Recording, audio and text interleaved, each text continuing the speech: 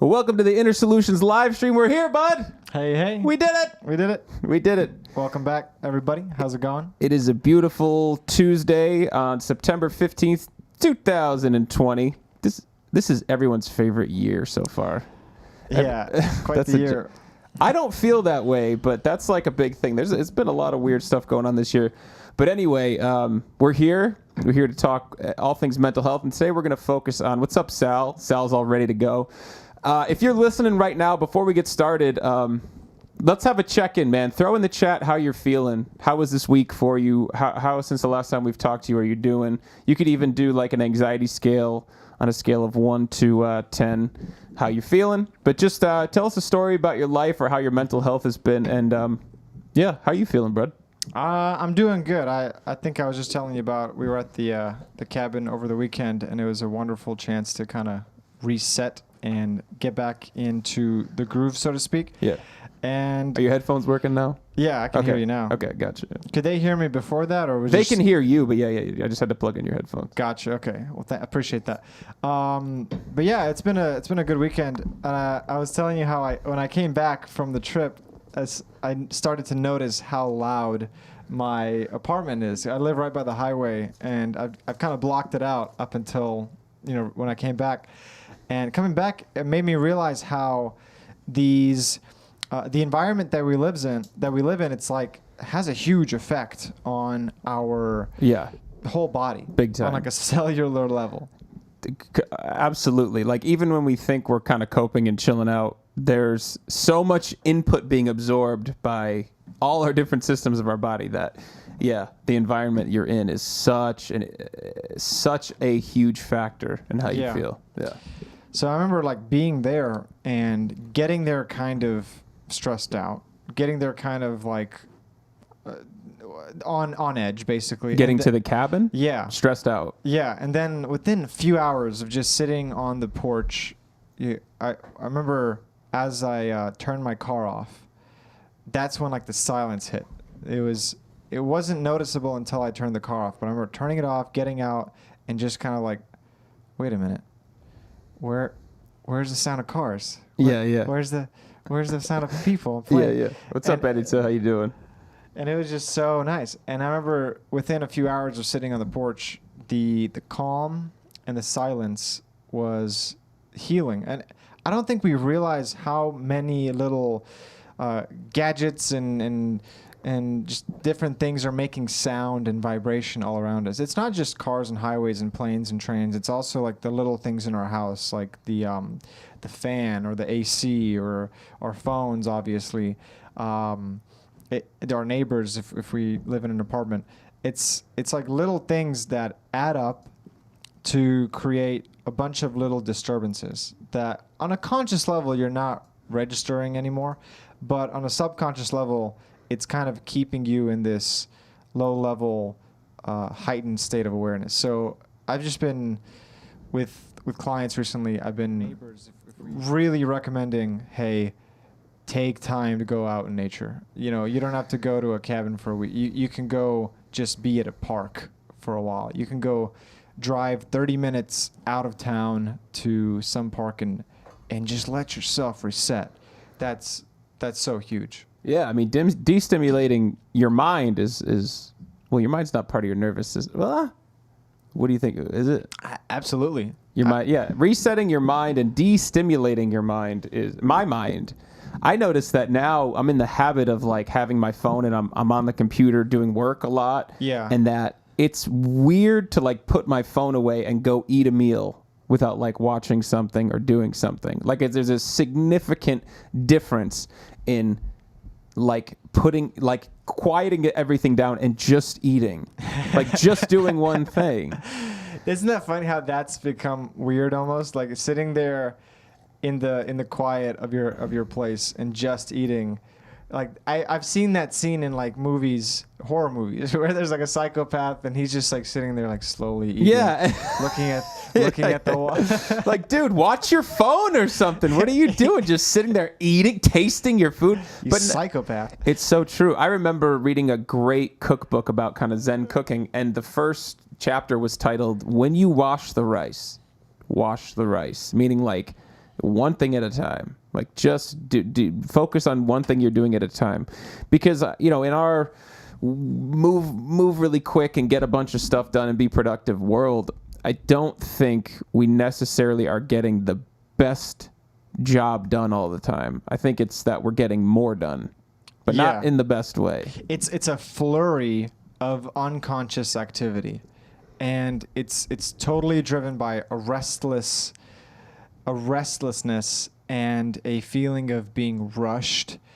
And when you really investigate that feeling of why am I rushed right now, it's not, I mean, usually it's like nonsense. There's no reason to be that rushed. There's no reason to, I know people who it's like even when they're going to the bathroom, they're trying to go as fast as they can and wash their hands really fast. It's like, just take 2 minutes, bro. Yeah. Dude, if you can't take a break when you're going to the bathroom, that's brutal. But I catch myself. Today's topic for everyone listening is the daily addictions, the small daily addictions that keep us feeling anxious, keep us feeling stressed. And I think that people overlook this because it's not, you're not doing meth, you're not doing heroin, and maybe someone listening is doing that right now. And obviously that's like another extreme that's going to keep you feeling anxious and keep you feeling stressed. But you don't have to be on any kind of hard drug to be influenced by an addiction. We're all addicted to some small thing, whether it's coffee, nicotine, alcohol, our phones. Some people are addicted to, gambling and sugar. And these are, everything that I'm listing, there's an infinite number of things to be addicted on. And it's usually taught growing up, like, to avoid the big things. And that's great. But we're not really taught to avoid the small things.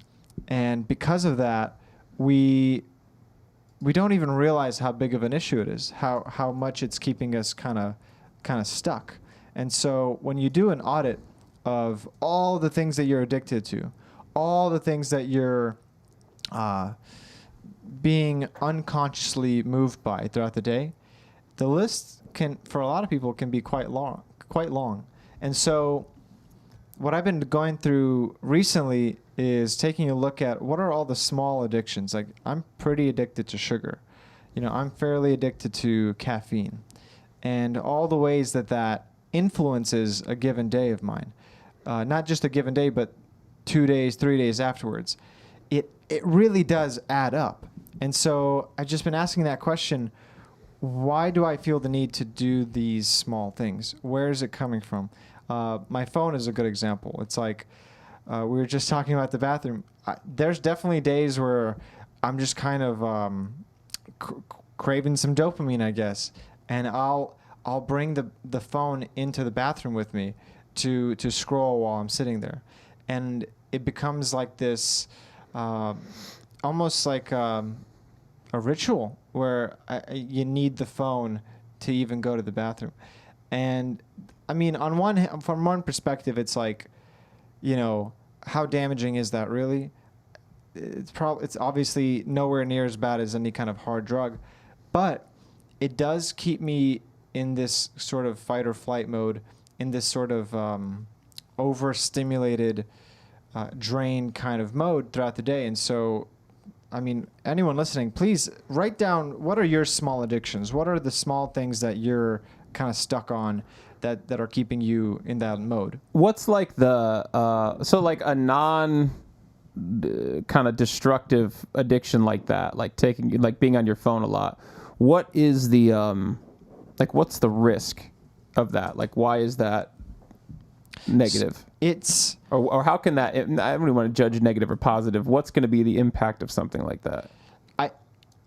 So the biggest impact is the way that affects your nervous system and the way that affects your brain chemistry. So for example, let's look at addiction like pornography. So they've shown very, very well that people who are like very addicted to pornography, their neurochemicals are like different than someone who isn't. Your ability to manage instant gratification and hold, wait 10 minutes to get something versus having to have it immediately, that's influenced in a negative way. The ability to just to enjoy a moment without stimulation. A lot of people, when they are, Jim's going to adjust the camera for a sec, but basically when people are running on dopamine and they get to a very quiet kind of quote unquote boring moment in their life, they can't even sit there. It's like you can't sit still because there's something missing. Yeah, that resonates with me. I think in my mind, the risk is just the dependency that now it's going to feel so different if you don't have that. So you're basically habituating to something and becoming dependent on it. And that, the more dependencies you have, the kind of more anxious you're going to be, the more susceptible to that anxiety because you need more pieces to move. And so the less dependencies you have, the more kind of universal and versatile you can be as far as keeping your anxiety low. For sure. Yeah, definitely that aspect too. It's like now you need that thing to function. Right. And it's not even just, I think people say like, well, coffee is, that's okay because I can drink coffee every day. I can afford it. We're never going to run out of coffee. So why not? It's an addiction that I can always meet. But I would say, even if you can always meet it, even if you have an infinite supply of it, the way that it impacts your day-to-day is still pretty noticeable. Something like coffee, for example, if you really take a look at it, in the morning, if you haven't had a cup of coffee yet, you're going to feel agitated. You're going to feel more stressed out. You might not say good morning to your partner. You might not, wish them a happy day as they're leaving. You might take a little bit extra time getting up in the morning. All these things like have their effect. This is my first cup today, I swear. It really is. 7 p.m. That's a good time to start drinking coffee. That is an interesting thought. Yeah. I had so anyone out there who thinks we're just like, just kind of throwing shade on coffee, I had some today, and that's why this is on my mind. This is why I'm curious to talk about it with you. Yeah. It's like the small ways that it affects you throughout the day. You're always reinforcing something, right? Whether you're having it or not. And this isn't about judging certain addictions at all. This is just about exploring the idea.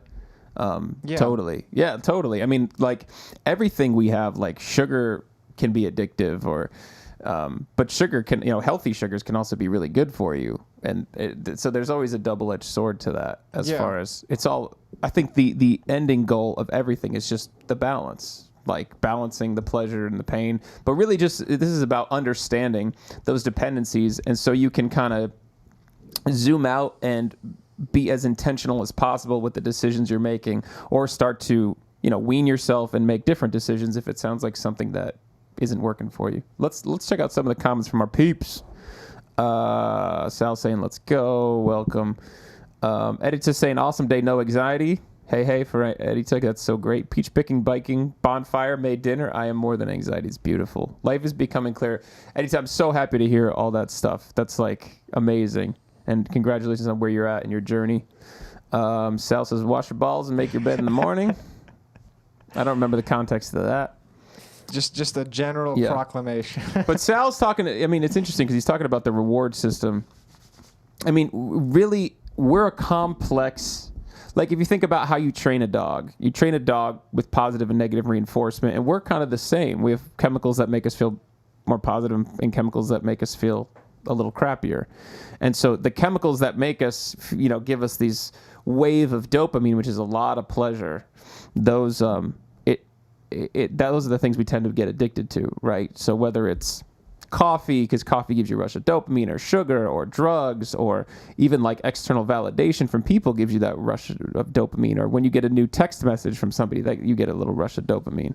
Those things are what's causing that addiction, that chemical addiction.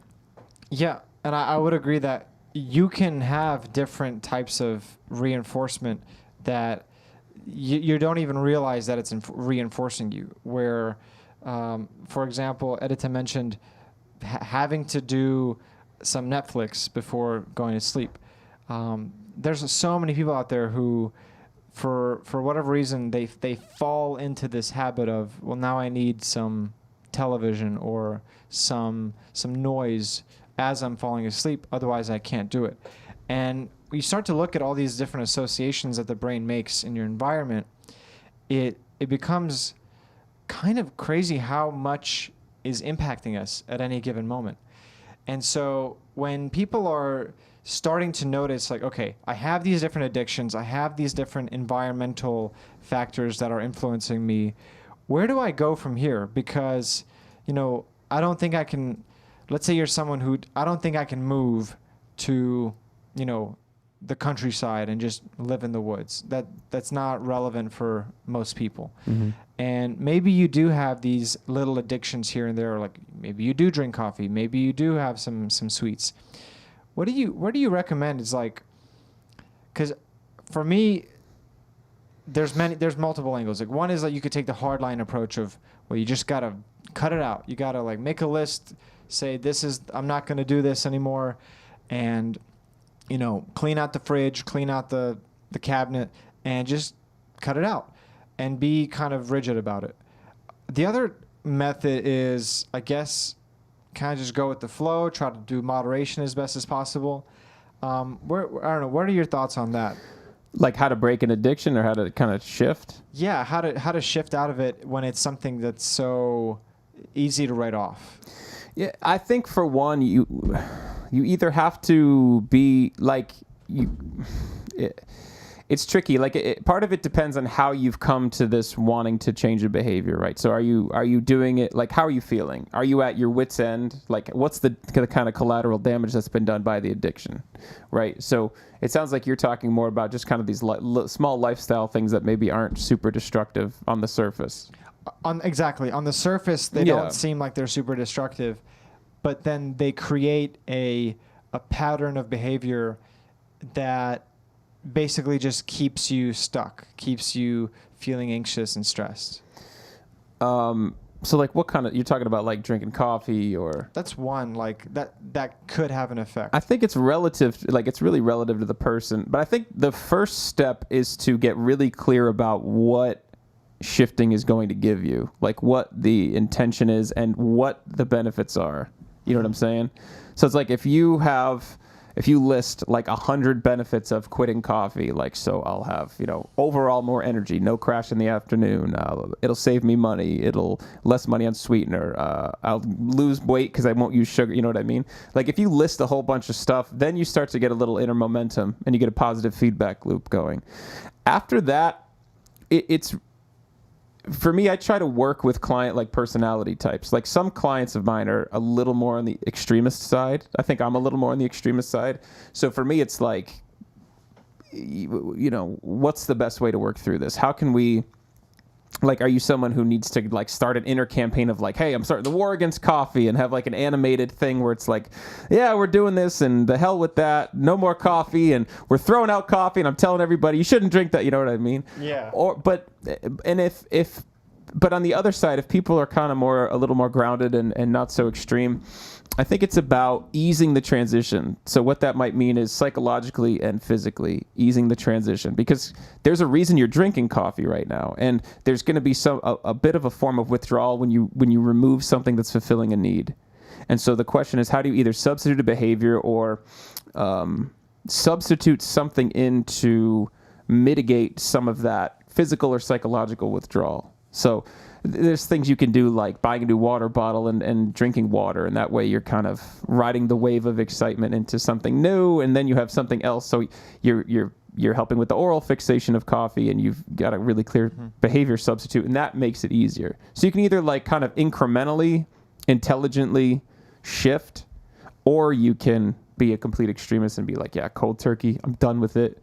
I'm just going to face it. It's like a war. You can kind of beef yourself up. Isn't that interesting how really that those two methods, I mean, they both work for sure, Some people need to go cold turkey. Some people need to just kind of dial it back little by little. And depending on where you're at, both can work. But so often I find people that they try one method without trying the other. And it's like the same thing when it comes to getting different, good habits too. Right. I remember a friend of mine one time, he was kind of overweight, and he started going to the gym. And I asked him, like, what's your goal? How's it going? And he was so serious. He's like, I'm going to start working out in the morning and running in the afternoon every day. And I'm like, so you're going from no exercise whatsoever to, to that? That's kind of Right. That's a big jump. It's a And he was like, yeah, but that's where I'm at. And of course he didn't stick with it. It was too much of an extreme. Of course he didn't stick with it. Well, no.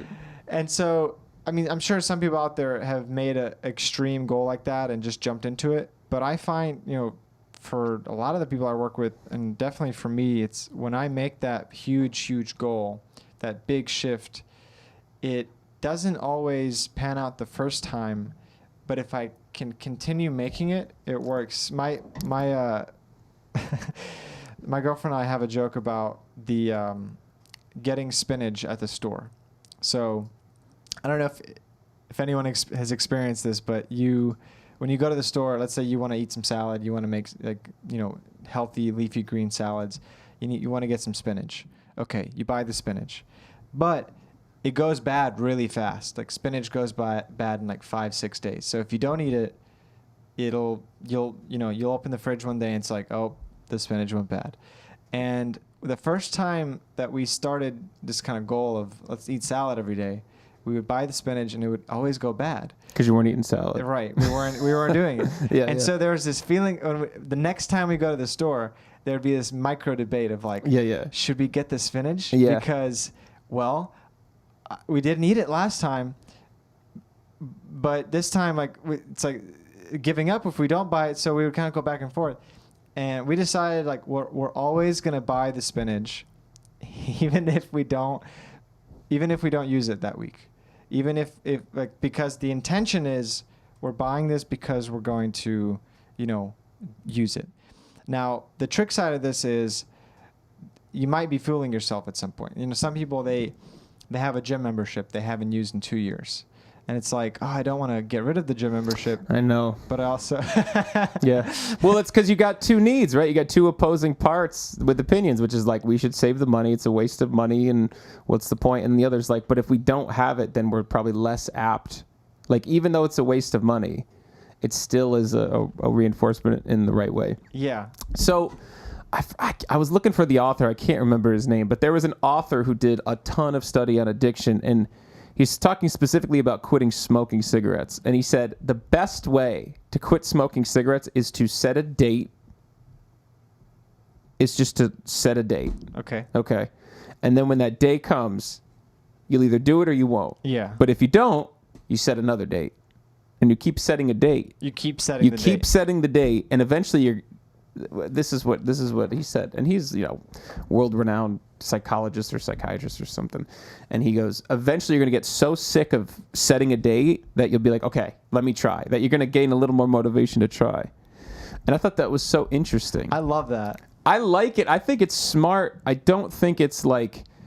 I think the truth about addiction is, and this goes with, in my mind, is the first step is always trying to understand what's the need it's fulfilling. Like, we get the dopamine, okay? We get it, but what's the behavior around it? When does the addiction kick in? When does that part of you that feels that urge kick in? Mm-hmm. Because there is almost always a pattern to it. Yeah. And the truth is, like, it does become a habit after a while, but in the first stages of an addiction, there's an emotional reason. Like, so typically it's, this happens and then that leads to the urge of the addiction. And it's typically to like either numb out or get some kind of boost. Like, so coffee, like for me, I was like, hey, we're doing this live stream. Let me grab some coffee. I made it this morning. Mm-hmm. It'll give me a little bit of a boost. So while that's not like a really deep, like, oh my God, I can't do this without coffee, it still is a pattern of like, hey, I want like a little extra energy or to be a little more focused during this. I know coffee will help me.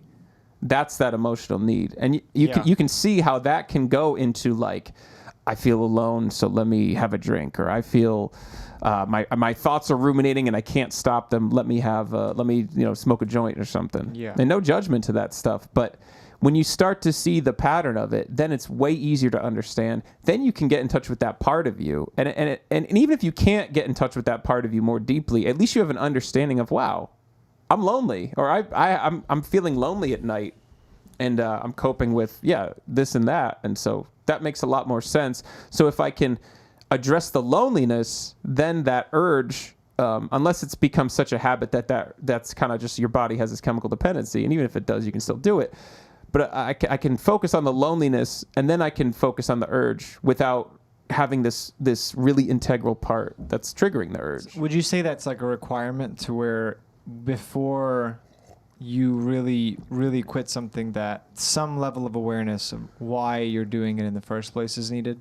I don't think it's a requirement, but I think it helps to take it from just like sheer will to a deeper emotional compassion and understanding. Like that's a whole nother level of reinforcement of understanding and probably sustainably not doing it. Because the goal here is just to act in your own best self-interest, like physically, emotionally, spiritually. Right. I feel like with really intense addictions, they're obviously the most extreme to quit. It's the most difficult to quit, like hard drugs. But small daily addictions, they're also difficult in a different way. Totally. Because they sneak under the radar. It takes more, I guess, like awareness to really notice that it's a negative effect.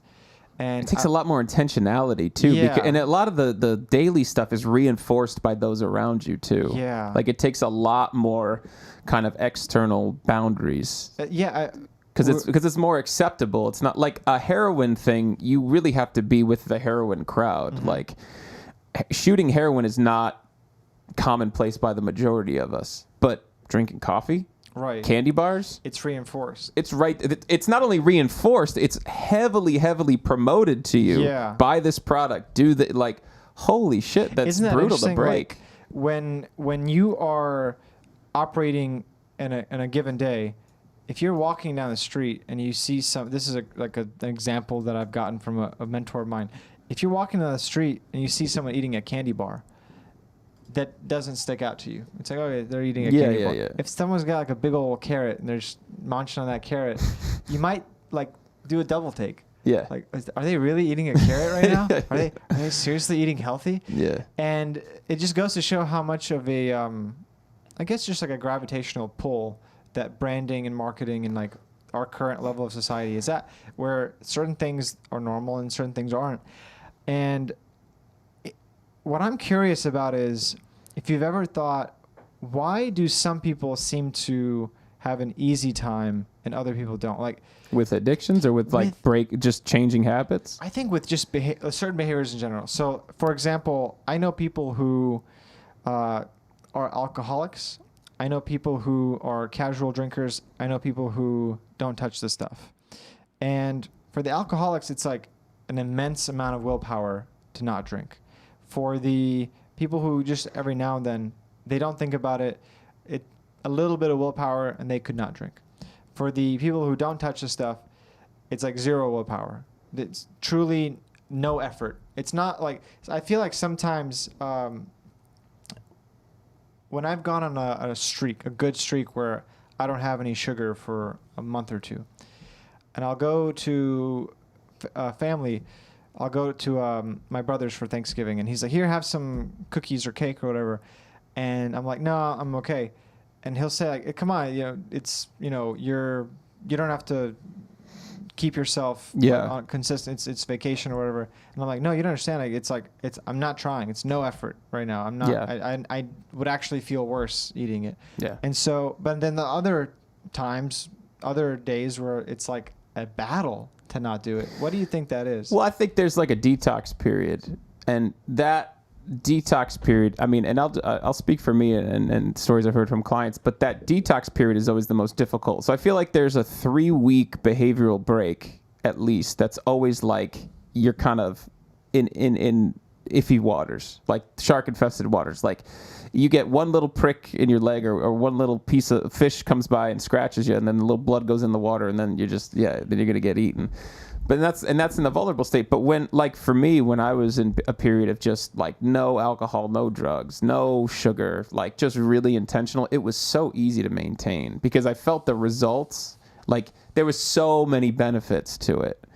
And like I was just like, I feel fantastic. I'm super clear. Like I know what this is gonna do to me. Like I know how this is gonna make me feel. I know what's at the end of it. And it didn't even feel like an immediate want at all. Like it actually felt like a revulsion, like almost like just like a revolting smell, because I just remember that feeling and I was feeling so good. Yeah. Do you feel like it's an all or nothing where, let's say you're trying to give up alcohol and all sorts of other things all at once, and one of them breaks? Do you feel like everything else breaks too, or I think they could work pretty synergistically. Yeah. Like I think it's kind of a momentum game. Yeah. Like that's what I've noticed in mine. Yeah. Like where if I have a bunch of different goals, the moment my brain starts to go into that kind of, it's okay if I eat this, or like, it's okay if I skip a day, suddenly 3 other habits fall off all at once. It's interesting. But that's how like the addiction spiral kind of works too. That's why there's gateway drugs, and you know, it can start socially with hanging out with these people, and then maybe drinking a little, and then maybe the next, like it really can, like you have to be aware of where the seeds will be planted. Yeah. But it's also when you're in that mindset of intentionality, like real intentionality, you're comfortable with sacrifice now for the payoff later. Like that's what workouts are. That what, you know, like meal prepping and good behaviors are. It's a lot of sacrifice now for payoff later. And you have that thought pattern going, and you're reaping the rewards because the payoff is actually now, but you're still continuing that.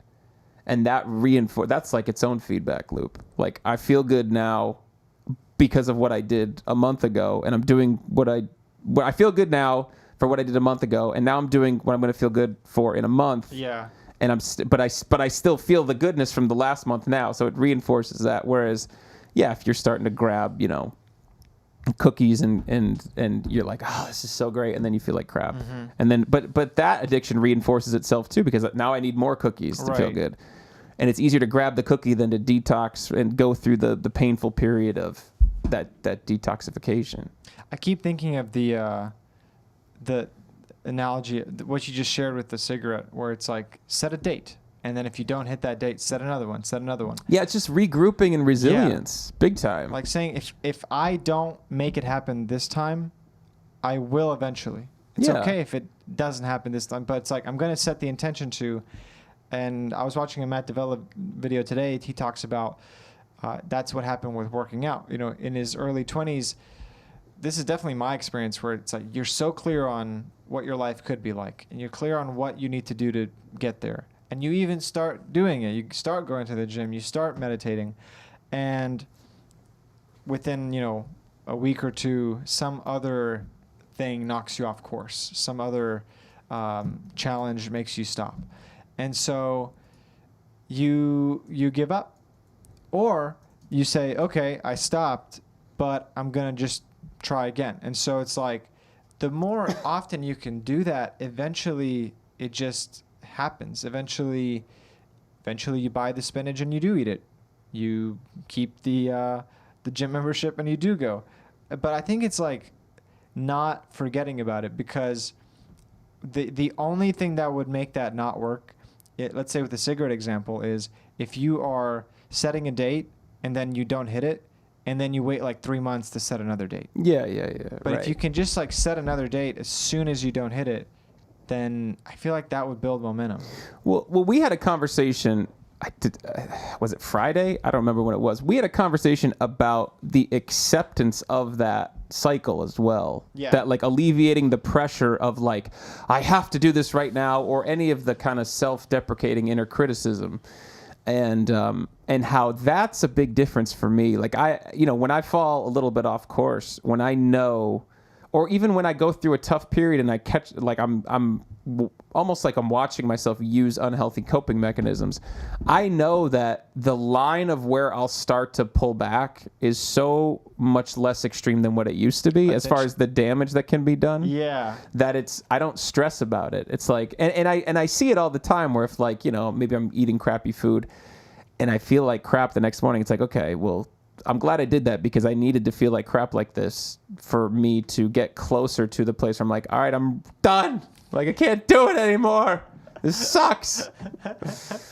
But that's, obviously with like, more intense substances, the stakes are a little bit higher. Yeah. And so you got to, maybe a little more worried about doing permanent damage. But alleviating that pressure is such a big piece of it. Because if you're going through an addiction or you're in a behavior where you feel out of control and then you start to get really critical, self-critical, or you're not meeting yourself with acceptance and compassion, that's going to feed into the addiction and the compensating for how crappy you feel. Dude, have a cup of coffee. You're trying to hold back those yawns. I'm just kidding. See the pressure? You did good. Come on. Here's a candy bar. No, it's hilarious how difficult it can be when you have that downward spiral acting on itself, right? Yeah, because definitely. It's like let's say you have trouble adopting a new habit,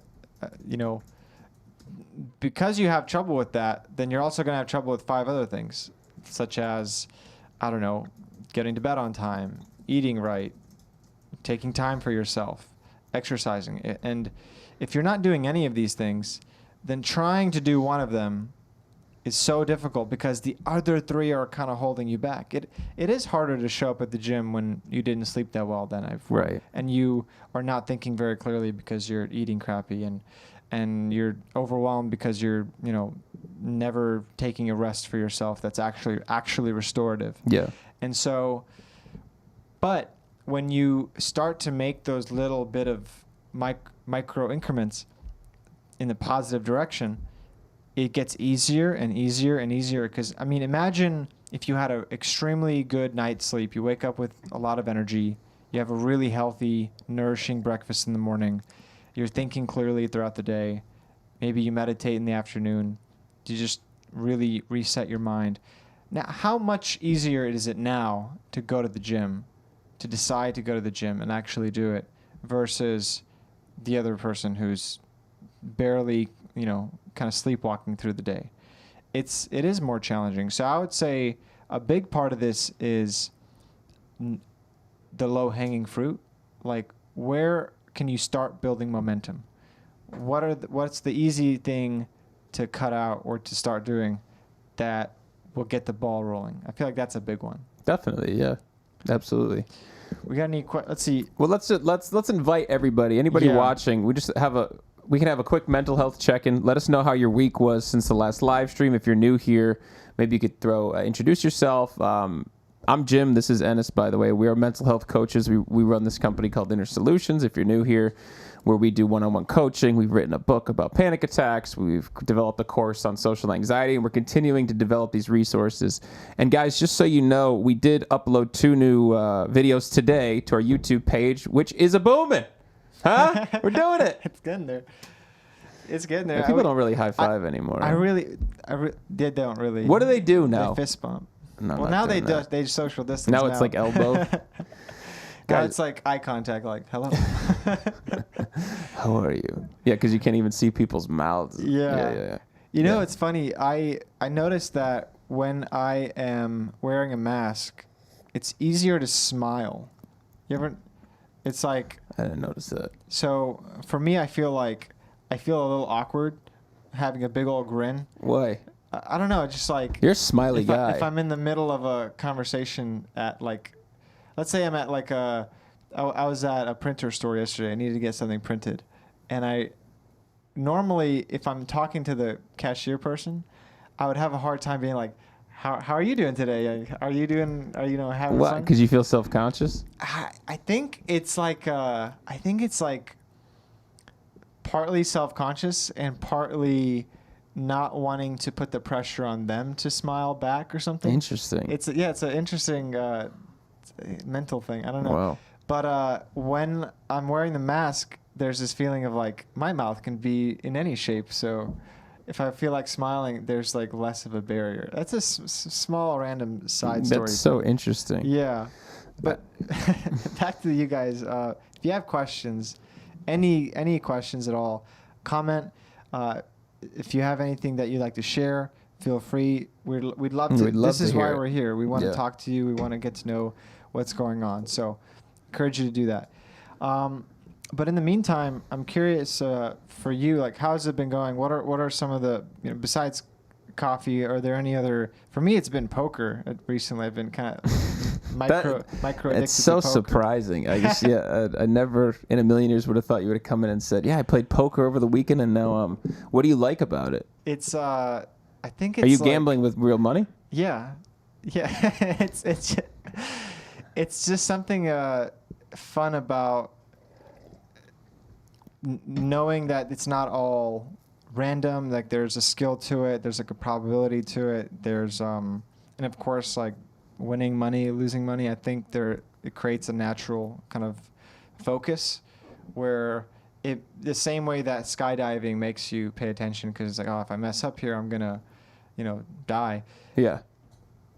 Gambling, I can see why people have very intense gambling addiction, because when you're playing, it makes you focus and you really get in the zone, because it's like, I can't not pay attention because I might lose a lot of money. And then when you do win, there's this rush, and if you lose, it creates this like variable reward system, which is so key to any addiction. Yeah. And it's like, I got to be careful with it so that it doesn't get too intense. So what's your process now? And what's up, Dan? Dan says, "Hello, I'm Dan, new to the group and panic attacks, having them off and on all day lately. I'm getting better at slowing them down." What's up, Cheryl? There she is. I'm getting better at slowing them down, but have a long way to go. Thanks for your help. Dan, if there's anything we could do for you, first of all, thank you so much for sharing. If there's anything we can do for you, let me know. Yeah, feel free to expand in the comments. Yeah. Like you mentioned that you're new to panic attacks and having them on and off. What do you mean by slowing them down? I haven't actually heard that term when it comes to panic attacks. Do you mean slowing down the frequency or just making them less intense? But yeah, comment and let us know, why do you think you're having panic attacks? Why do you think that these are new for you? Has there been some kind of life event, or has there just been a lot of anxiety in general lately?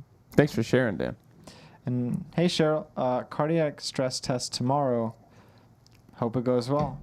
Yeah. Making sure my anxiety chest pain is just anxiety chest pain. Good move. Always get checked out. Yeah, just to make sure there's not something else going on, because that's.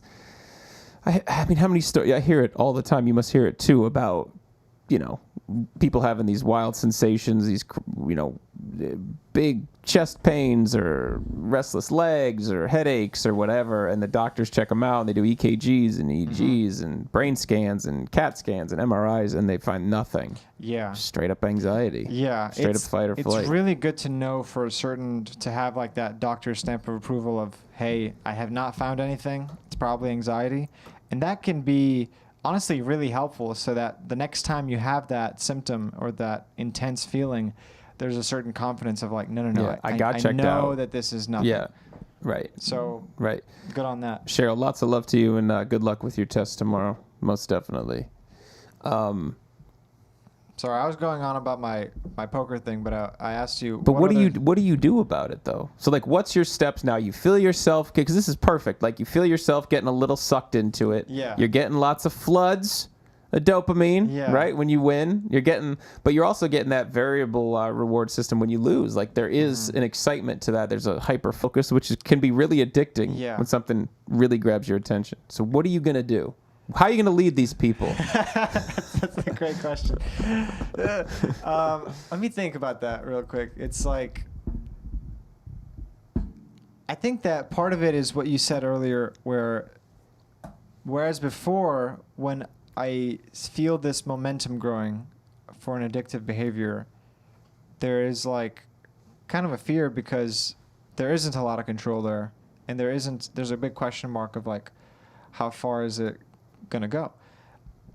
Nowadays, I have a similar awareness of my cutoff, where the point at which I go, okay, this is getting too much, happens sooner.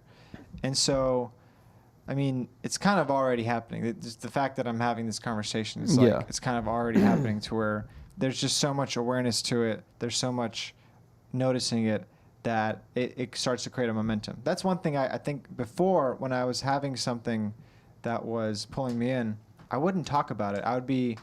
There'd actually be a guilt around talking about it, and a intentional dimming of awareness towards it, so that it's like if I used to smoke cigarettes. So when I was smoking cigarettes, if one of my friends was like, "Hey, I see that you're smoking cigarettes," there's like a sense of a conscious awareness of it now, and that almost took away some of the enjoyment. There's a sense of right. So you wouldn't want to.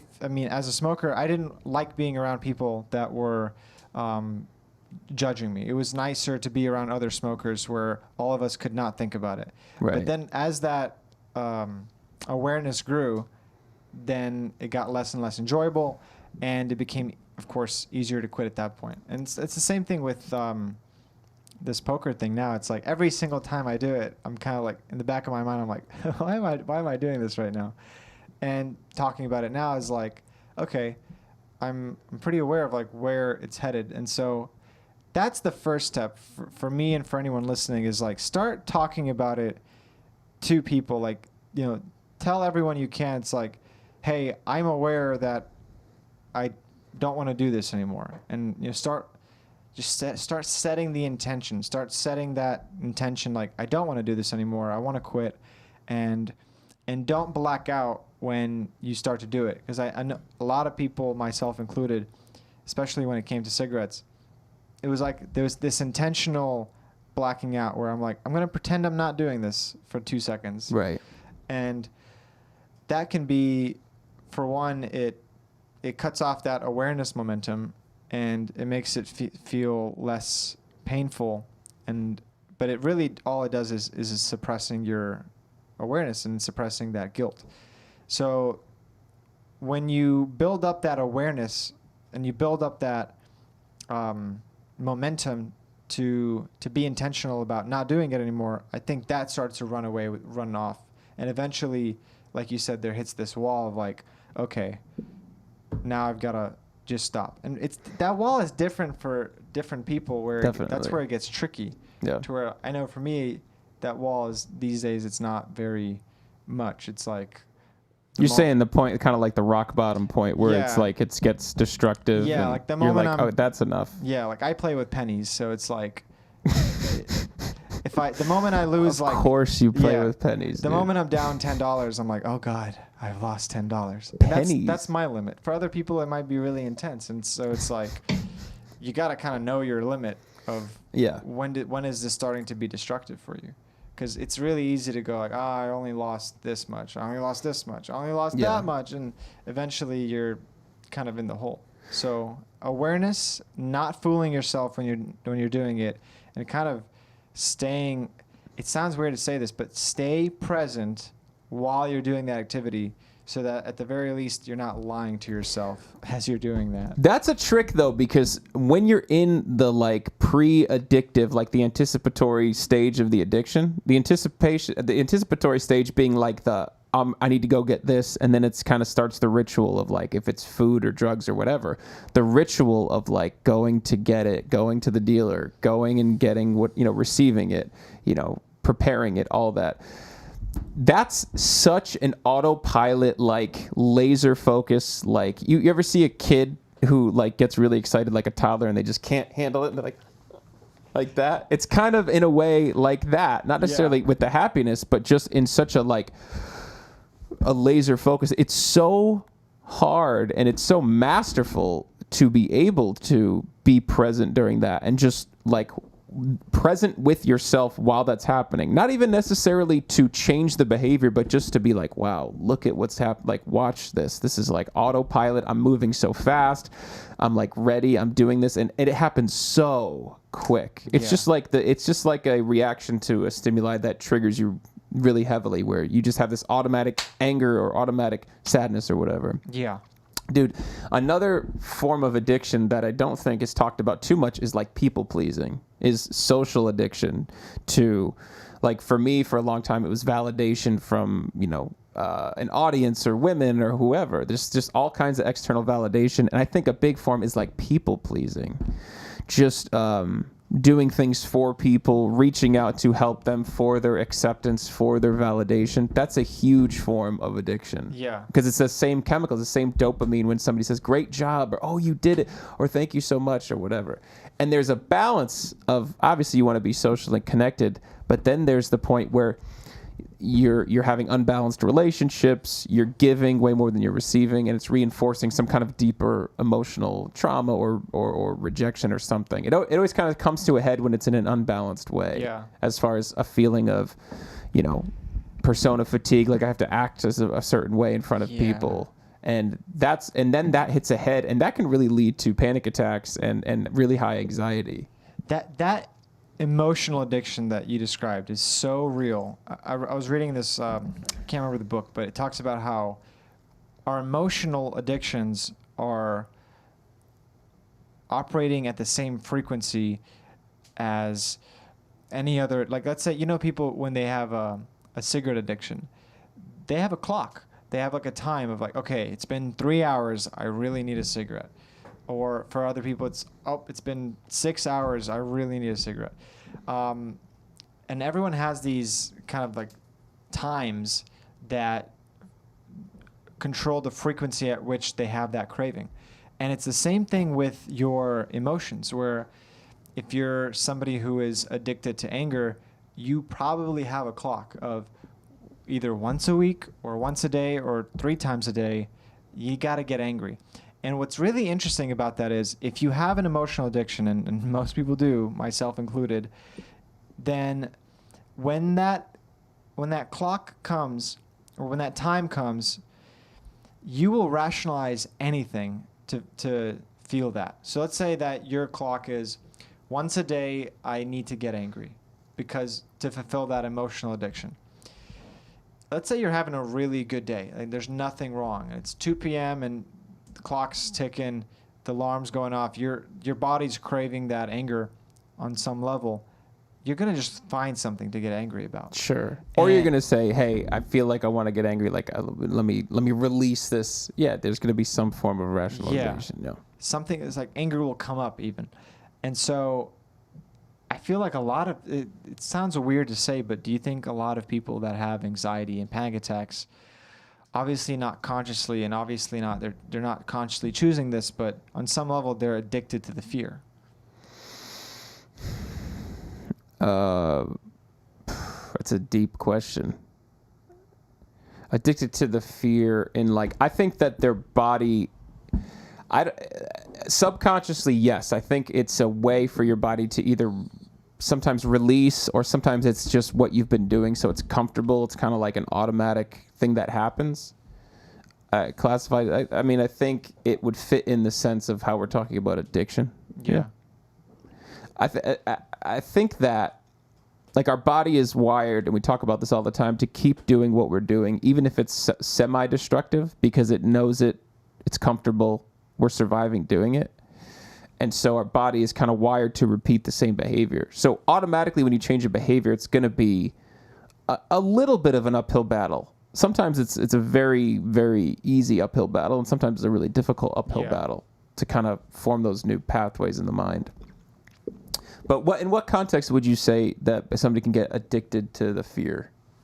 Well, like what's an example that you could think of that makes sense? And I'm not, obviously not a neuroscientist, and I'm not an expert on this. I just remember reading how your emotions are created by some chemicals. So it's like when you're experiencing fear, for example, you have certain chemicals released in your body.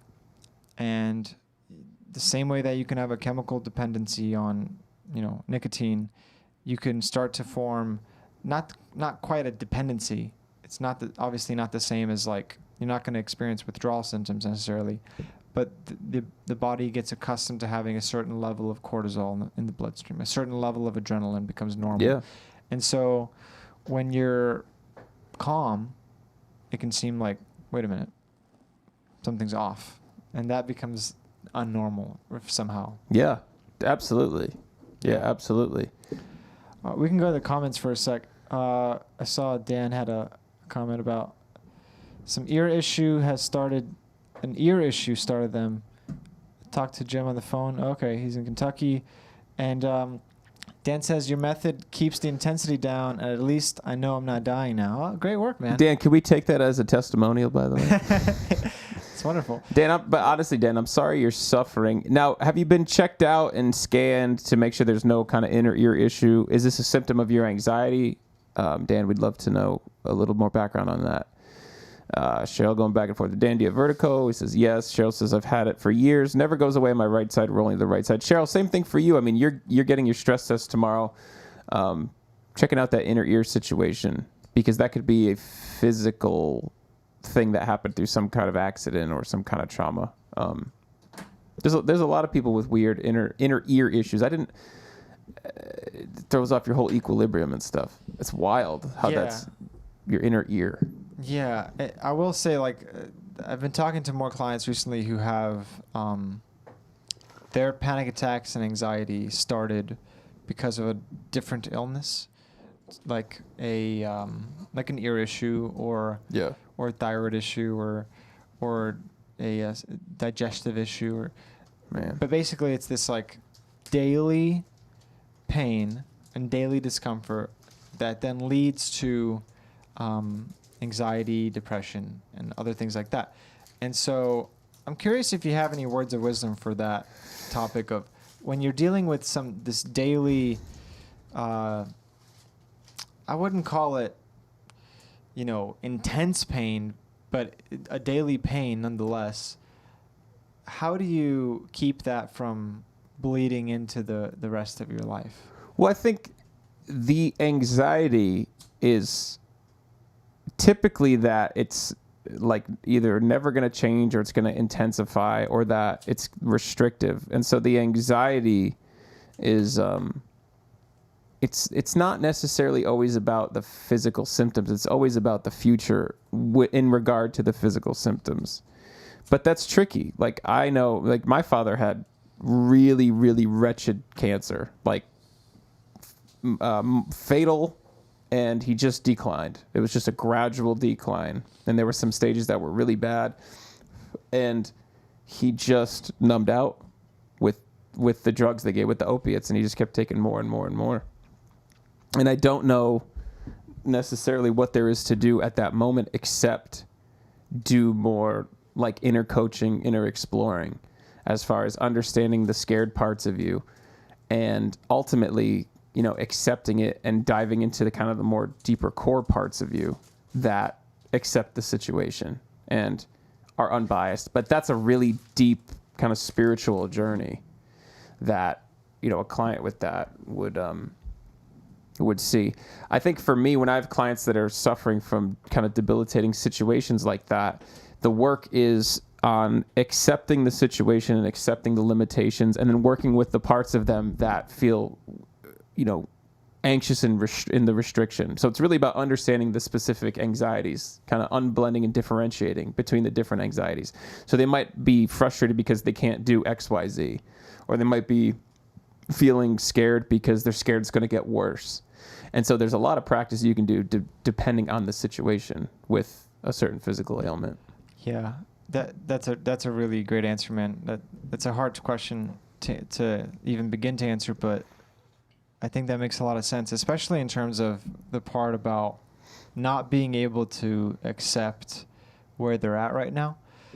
I feel like that's a big one, where a lot of people who have some kind of illness or some kind of issue, even if it's like just something like anxiety and panic attacks, there's this part of them that yearns for the past. Like, if I can only go back to normal, if I could only go back to how I was doing so well.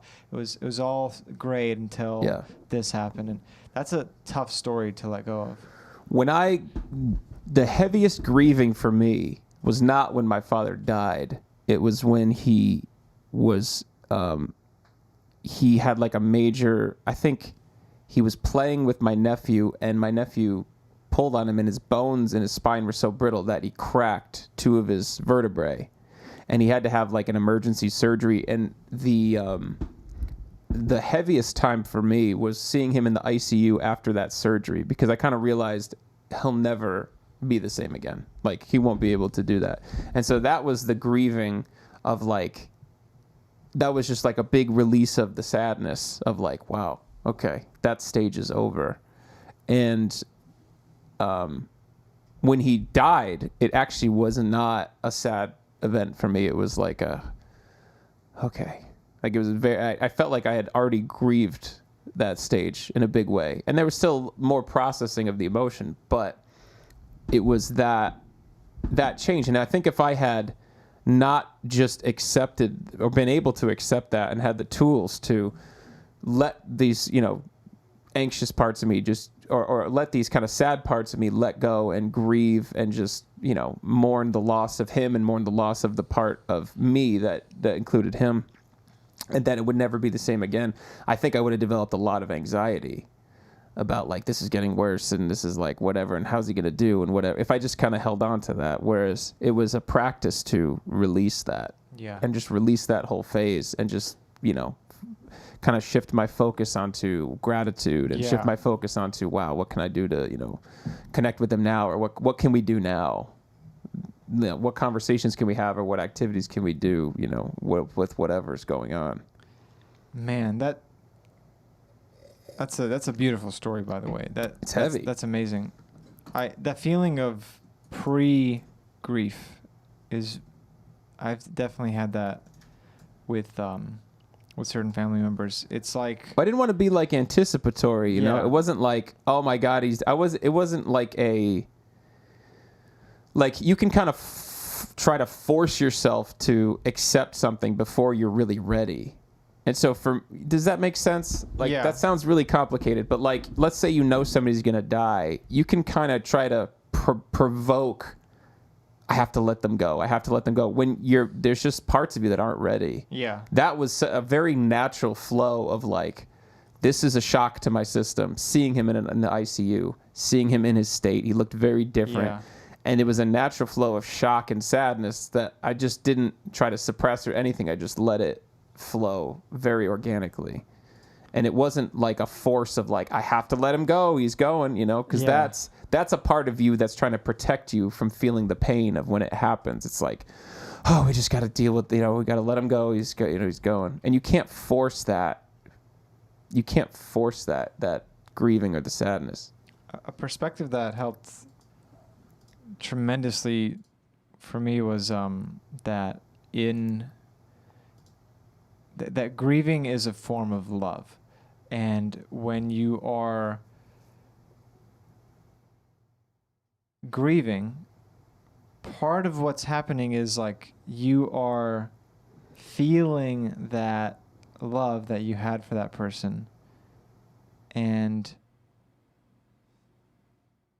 it's as if you are coming into contact with not just the loss of that love, but also the presence of it. Because the love we have for people, it's like it's coming from us to them, right? Like it's generating from within. And so whether that person is here in physical form or not, that source of that love is still there. And so it's like this dual nature of grief, where it's a simultaneous sadness of the loss, but also this deep experience of love, because you are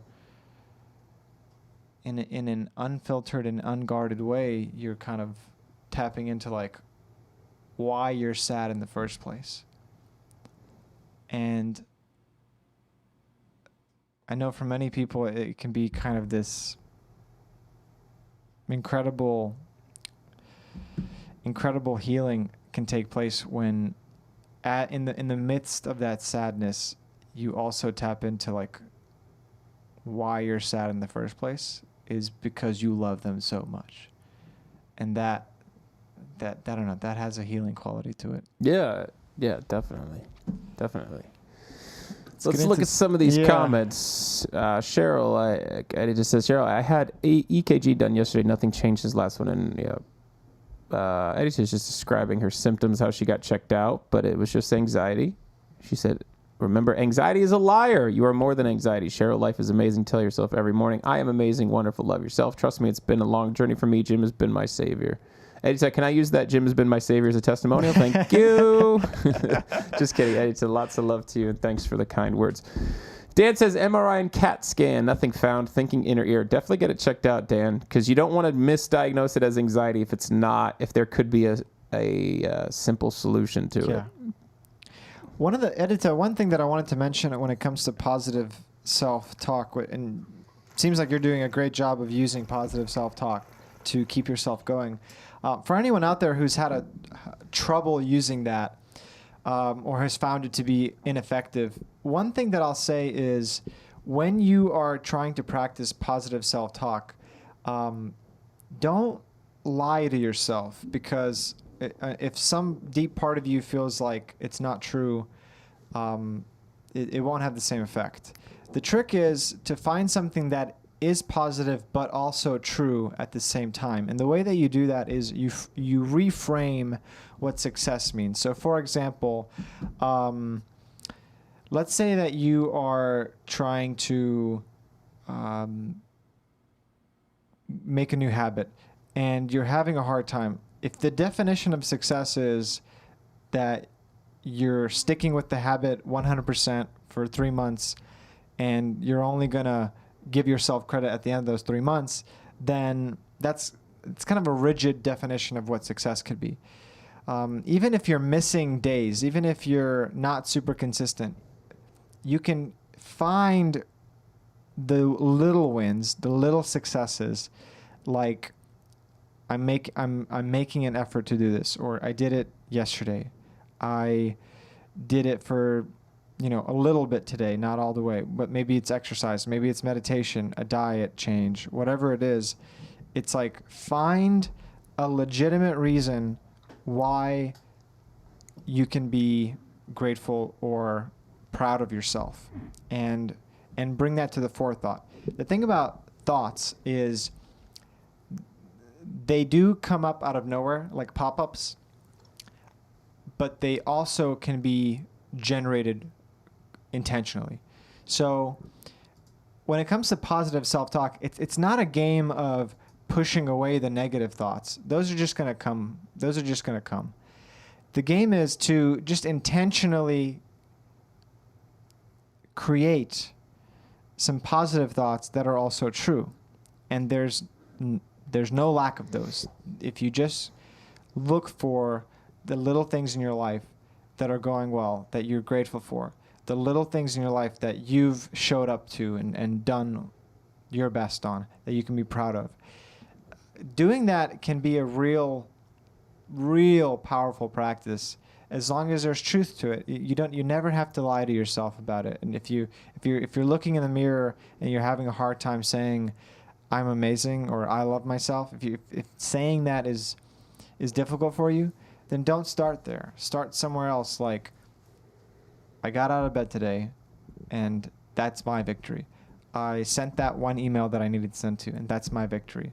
And so you create a certain momentum with that, where you train your brain to notice the good things and be more grateful. You train your brain to notice the good things and be more proud and confident. And over time, that it sounds like a small thing, but it makes a huge impact over time.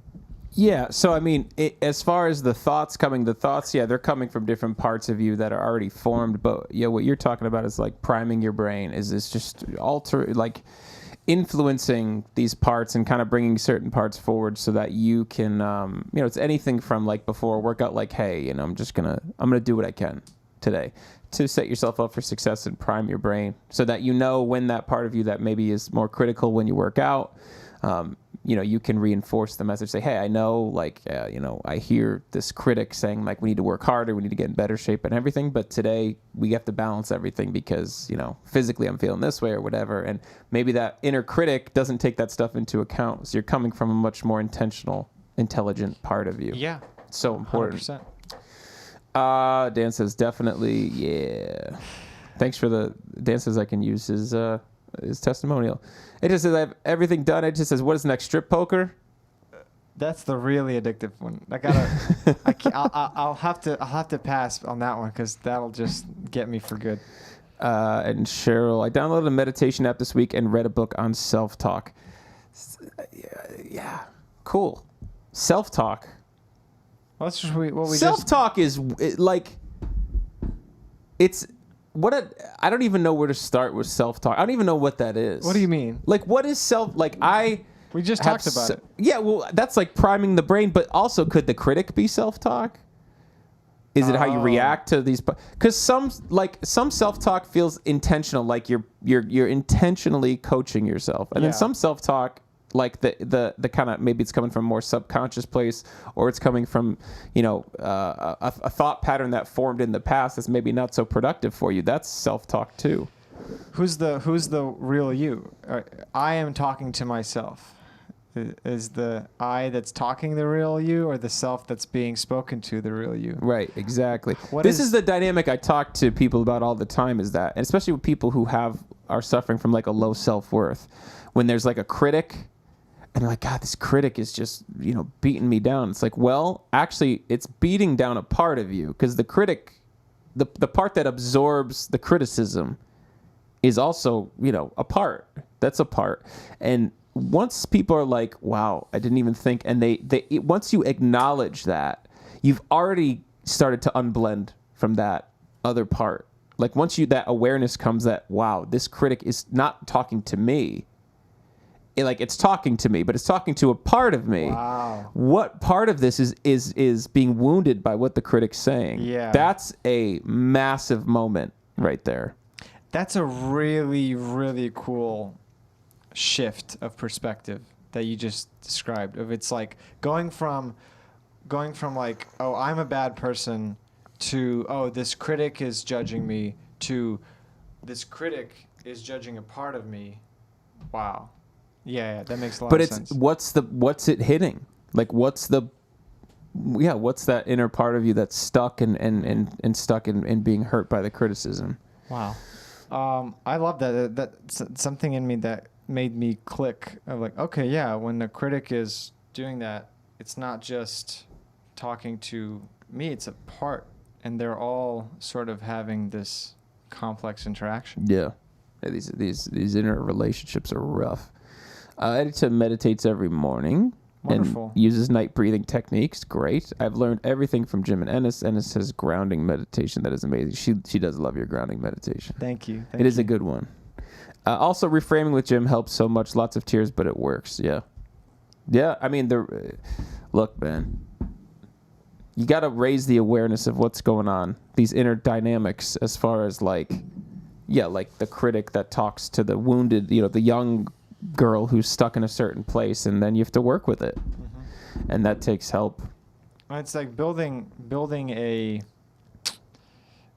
ability to respond differently, right? And it doesn't respond so automatically. I mean, as we were talking, maybe, I don't know, I can't remember, a few minutes ago, there is like a feeling of a depersonalization that set in. And so for anyone who doesn't, me and Jim still struggle with this stuff. Doesn't mean that that's why we can talk about it so personally, is because we've gone through it, but we still experience it sometimes.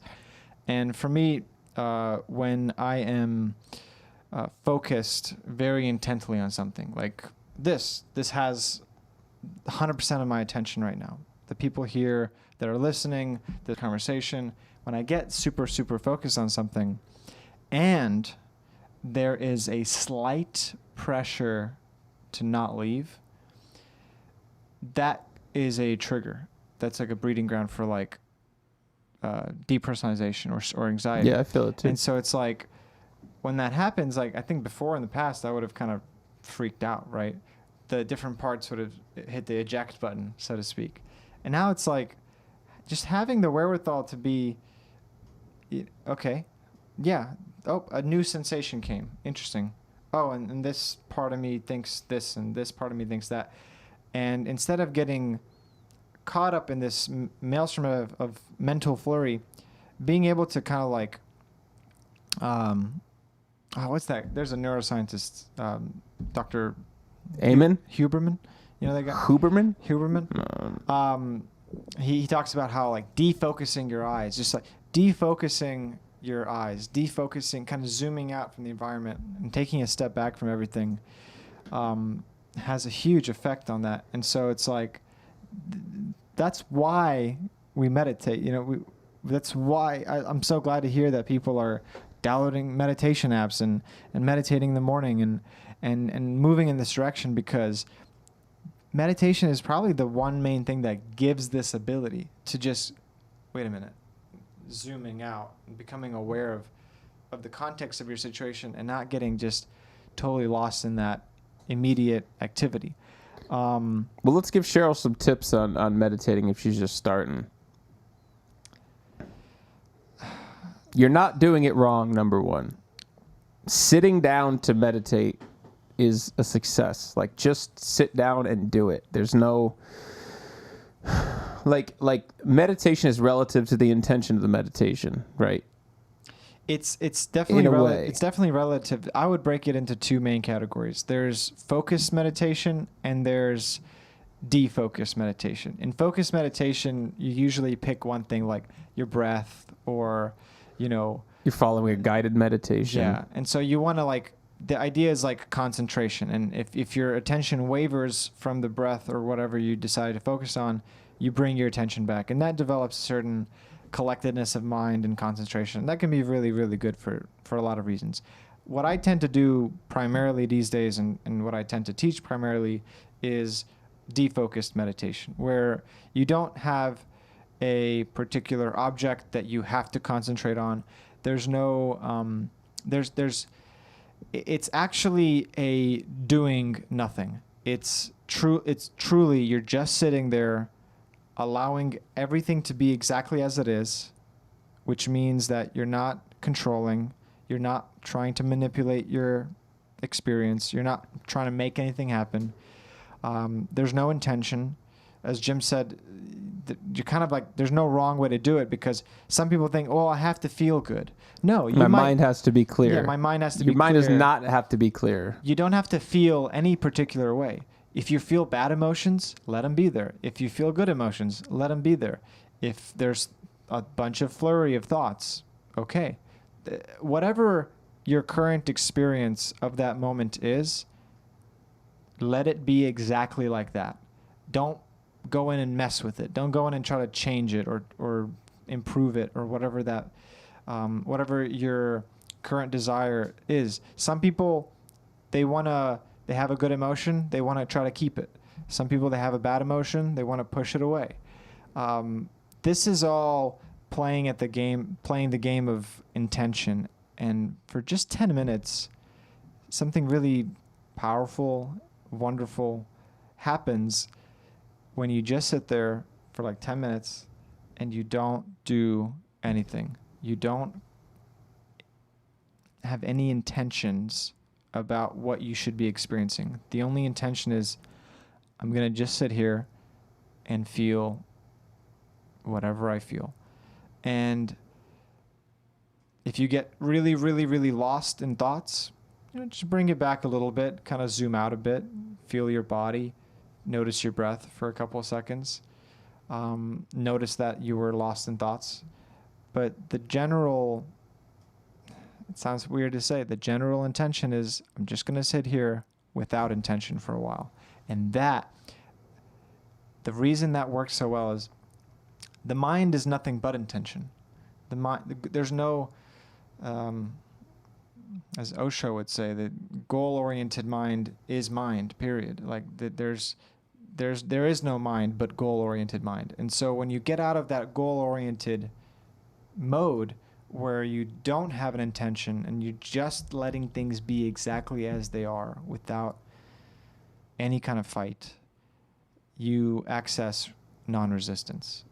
You, for maybe for the first time in your life, you access true non-resistance, which turns out to be healing and wonderful and just a very special experience. Super rejuvenating. Very And- rejuvenating. and the core of getting over panic attacks. Yeah, it really is. And I think that part of like what I took from doing meditations like that was like, I don't need to be happy all the time. Like, I don't need to be anything. Actually, and what was weird about it is the more I tried to do things to make me happy, kind of the less happy I would get, because I'm like always after this goal.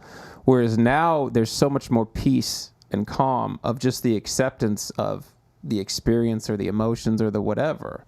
And that peace is what I feel like brings me joy, because the peace open up, some space of mind to appreciate or witness or observe or be more present and everything like that. The space is crucial. I mean, the analogy that a mentor of mine, Matt Tenney, he described this speaker being right in front of you and booming with noise. Very, very hard to ignore. But if the room suddenly increases and now there's like 100 feet between you and that speaker, suddenly it's a lot easier to handle. Your thoughts are exactly the same way. Right now, if you've never practiced meditation or any kind of mindfulness or awareness practice, when a thought comes, it's completely blended. Like, you are the thought. It's loud, it's impossible to ignore, and you get kind of swept away in it. With practice, it just becomes this little noise, like far off in the distance, and not engaging in it becomes so much more easy. And because of that, there's no emotional residue. You're not getting triggered all the time. There's more peace. There's naturally more calm. Yeah, definitely. Well, let's have everybody, if there's something else you want to throw in real quick before we wrap up here, throw it in the comments so we can read it out loud. What a wonderful audience. What a wonderful co-pilot of the stream. Likewise. I loved exploring this idea of addiction and just all these different facets of addiction. Yeah. What are some of the highlights from today that we pulled apart? There's a whole spectrum of not only types of addiction, but levels of the addiction. So, highest level being, a really heavy chemical dependency where your physical, emotional, and spiritual self are kind of just need this substance in all different aspects. You could literally die from a withdrawal of it. That's Totally. Yeah. All the way to having a half a cup of coffee once a week, where you feel like you need this to get through this, or feel like you want that rush of dopamine in every way, to people pleasing and social addictions. Dan, thank you so much. Dan, I don't remember. Dan, did you buy the panic response plan? Did you order that online? Is that how we had that call? Let me know, because if you didn't order it, I want to send it to you as our gift to just give you something to. I think you did too. Yeah.